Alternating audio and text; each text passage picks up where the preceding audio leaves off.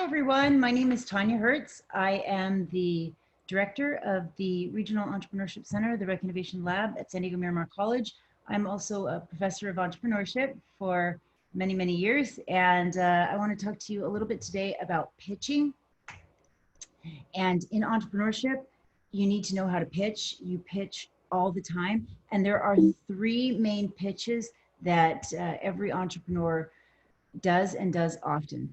The first is your elevator pitch, your 30-second elevator pitch, and you'll see a lot of times people will say your 1-minute elevator pitch.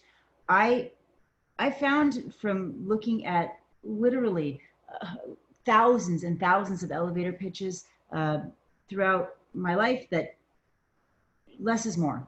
Shorter is better, and a 30-second pitch is much better than a 1-minute pitch, which is much better than an even longer pitch. You will also do very often in your life a slightly longer pitch, a 1 to 2 minute pitch, and that takes the place of a formal pitch. Very often it even takes the place of a formal pitch deck.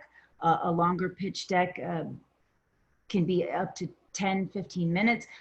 You don't see those much anymore. I was just talking to a former student who is up at Y Combinator. They pitched up there. They got their business into Y Combinator, and we were chatting about the pitch process at that incubator. And yeah, they've done away with all their longer formal pitches. They just do the 2-minute pitches.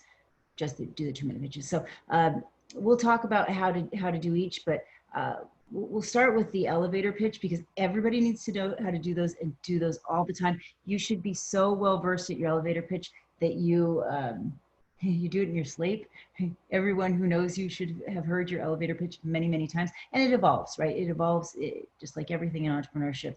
You iterate and you improve. So your elevator pitch should include just 3 simple things. Number 1, what does your company do? Now, this is not a tagline. I'm always asking people, what's your 1-line description or 1-sentence description of your company? Simple is better. I've heard people refer to it as the mom test. I call it my Zia Maria test. So if my Zia Maria, that's my Auntie Maria from Italy, if she understands what I'm talking about, then I figure I got the elevator pitch down. And the mom test, same thing. If your mother understands your elevator pitch and you can describe it in 1 sentence to her, that's it. This is not your tagline, right? So the difference is, well, like a good example would be Airbnb. So if you're describing Airbnb, your 1-line elevator pitch should be something like Airbnb rents out unused spaces in people's homes, right? It's a company where people can rent out unused spaces in their homes. You get what that does, right? Super simple, easy, yeah, clear. What you don't want to say is something like we're a shared market economy and taking advantage of the uptick in the gig economy and the current economic climate or something like this, right? That's true. Everything I said was true about Airbnb, but you don't know what I'm talking about necessarily. You need more when I say it that way. If you can describe it clearly, concisely, simply, that's the way to go. Your Zia Maria should understand it, and so should your 10-year-old niece or nephew, right? So anyone you speak to should understand it.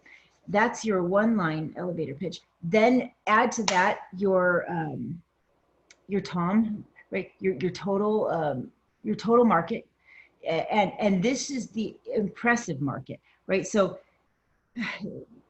look at the industry, Google it, right? This shows that you've done a little bit of research, right? You've gone out there and you've said, okay, how big is this market in the industry?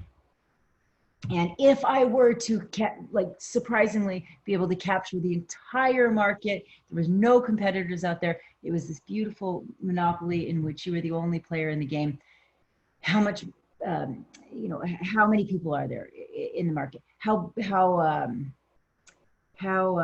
much money could you make? Is this a $62 billion market? That's what investors want to hear. So the total market in the industry. And then traction is one way that people put this. You can say it any different way, but basically what you've done so far, right? And how fast you've done it. So traction is easy when you've already, or easy to understand, I think, when you've already launched. So you can say something like, we sell this many units, we make this much money, et cetera, et cetera. But traction can be a little bit more difficult when you haven't launched yet, but it doesn't have to be. Basically, it's the milestones that you've achieved and how fast you got there. So your traction could be something like, we just got together 3 months ago, and in the last 3 months, we have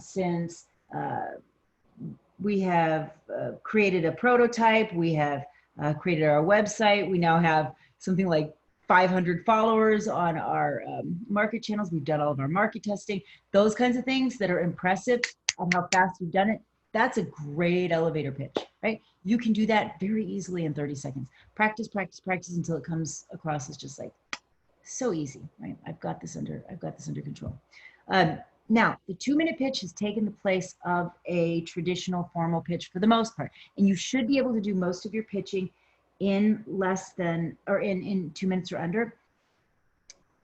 2 minutes, we're going to be doing the innovation showcase at the rec in 2 minutes. We were talking about doing in a minute and a half or 90 seconds, but I was talking to several different incubator, accelerator directors, and they all agreed that we should just stick to the traditional 2-minute pitch. So we're doing a 2-minute pitch. This is something you should know anyways. This is what they do up at Y Combinator now, and a lot of the other incubators.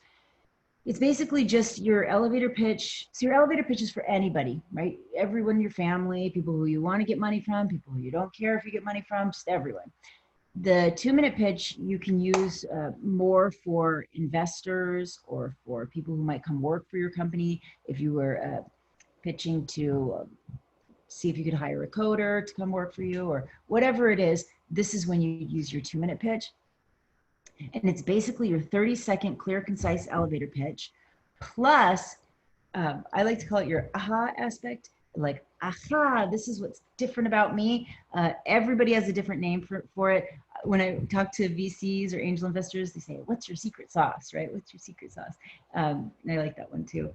But everyone has their own thing. And then teachers, entrepreneurship educators, they're always saying, what's your competitive advantage? What's your sustainable competitive advantage or your differential advantage? Up at Y Combinator, they call it your unique insight. What makes you different than everybody else out there? If you tell me, hey, I started a company and we are a company with a shared economy where we're renting out rooms in our home, so anybody can go onto our platform and rent out a room in our home, in your home. You think, wow, I heard this before. This was the exact same thing as Airbnb, right? You need to have something that sets you apart. You don't need to reinvent the world or the wheel, and nothing is new under the sun, but you do have to have something that sets you apart from the competition. And that's what we're talking about there.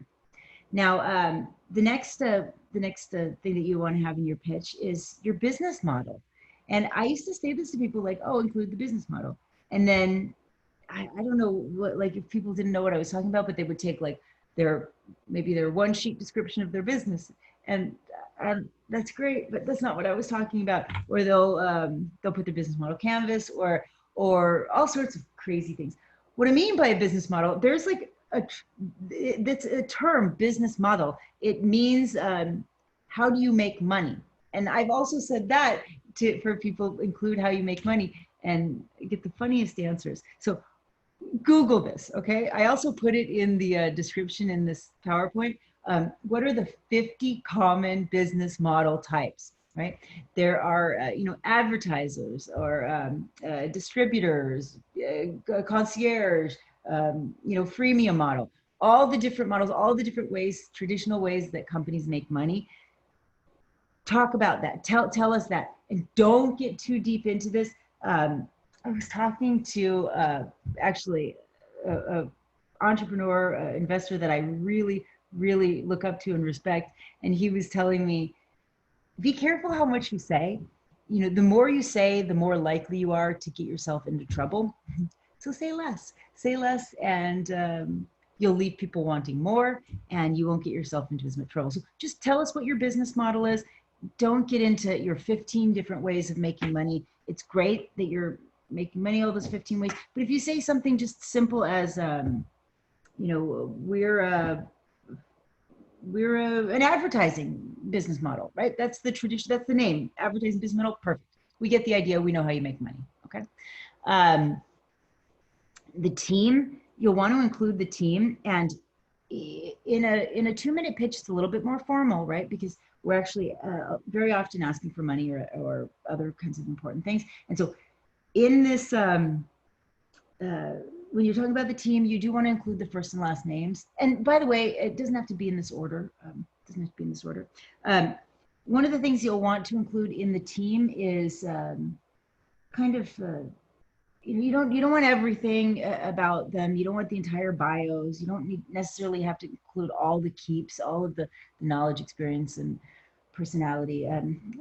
What we care most about here is, you know, how many people there are on the team, why you came together and how long you've been together, and if there's anything about you that that makes you an amazing team. So if, for example, you have started a company and let's say you've got, let's say you've brought 2 companies all the way to, you know, to exit, right? Or you know, you've obtained VC funds, or you know, you got an IPO, right? You brought it to exit, or you you know, you sold your business, whatever it is that you've done. If there's something that you've done that's made people money, that's always something you want to include, or something that you've done that's very, very impressive, that could, you know, that could impact the probability of you succeeding.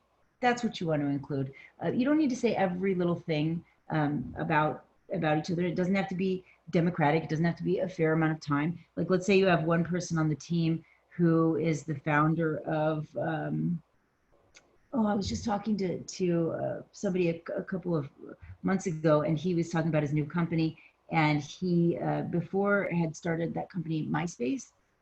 And so, you know, that's something you might want to lead with, right? That's something you want to share in your pitch, that you started MySpace.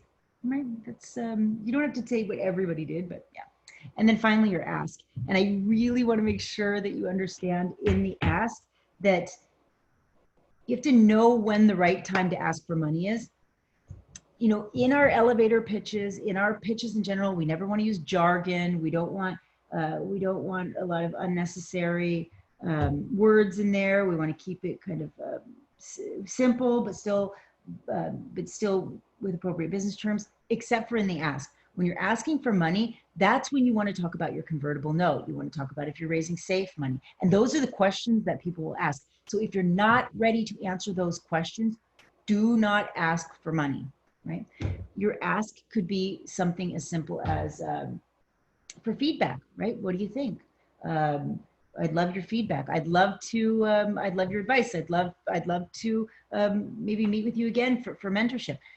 A good pitch does not sell your product. It does not get you money. All it does is start the conversation. Just like a good resume doesn't get you the job. It just gets you the interview for the job. So anyways, that's that. The third kind of pitch is your, is a formal, traditional, and we say this now, traditional pitch deck. But I remember, you know, 5 years ago when a pitch deck was like kind of like that was a little bit cutting edge, because people used to do business plans, right? And now that's been replaced by a pitch deck, and then that's been replaced by shorter pitches. But we will talk about a formal pitch deck, but I'm going to do it in another video. So thank you.